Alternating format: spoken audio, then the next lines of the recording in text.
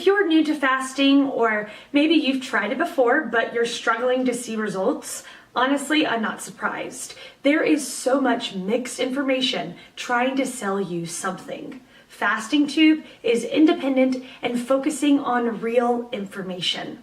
Let's get started with today's video.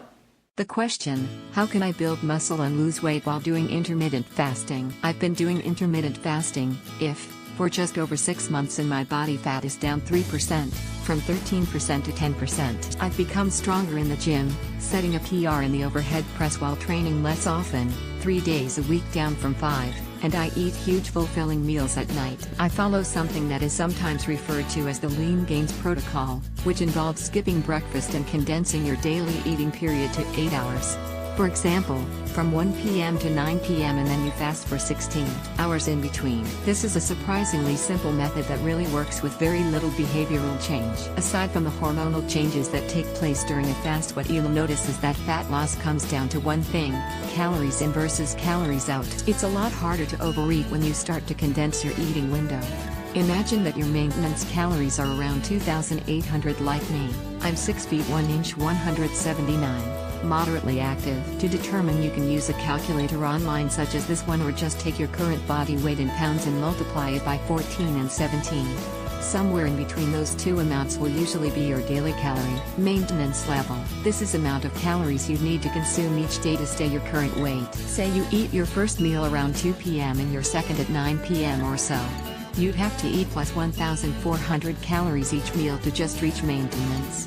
Now you start to see how it would become a great way to drop some fat. Cutting 500 calories a day becomes a breeze. Now, you say you want to build muscle as well.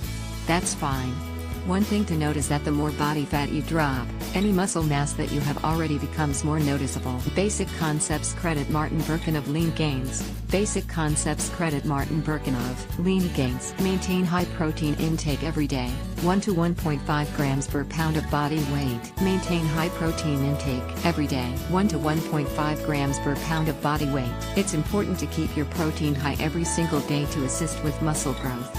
Maintaining high protein intake on your low-calorie days will keep you full and satisfied, since protein is the most satiating nutrient. Eat higher calories on training days, higher carbs and lower fat. Eat higher calories on training days, higher carbs and lower fat. You can reap huge benefits from increasing your calories and nutrients on training days when your muscles are most receptive.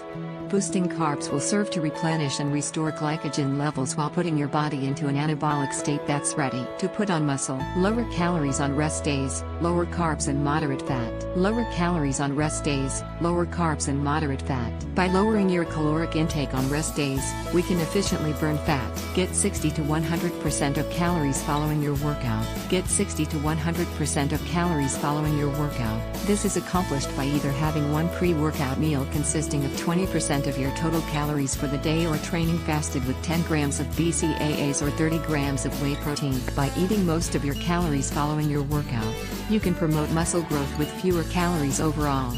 If your goal is bulking, then this means little to no fat gain.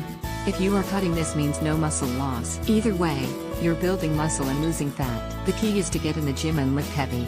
You will not gain muscle if you're not consistently getting stronger in the gym. If you want to see the training protocol that I use, you can feel free to see my experience with it. Check out my article, Lose Fat, Gain Muscle and Look Great Naked: Why I Started Intermittent Fasting. Good luck on your journey.